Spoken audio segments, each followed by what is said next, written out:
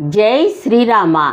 గణపతి ఆవిర్భవించుట, విఘ్నములు తొలగించుటకై అవతరించిన పరబ్రహ్మయే గణపతి.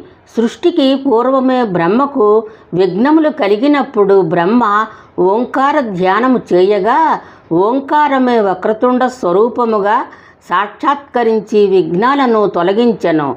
ఆ ప్రణవతేజమే పార్వతీ పరమేశ్వరులకు పుత్రునిగా ఆవిర్భవించెను. గణపతి తల్లికి ఇచ్చిన మాటను తల తెగే వరకు నిలబెట్టుకున్న తనయుడు మన వినాయకుడు. అందుకే ఆయన పుట్టినరోజు మనమందరము పిల్లలతో పండుగ చేసుకుంటాము. జై శ్రీరామ. గణపతికి 21 నామములు కలవు.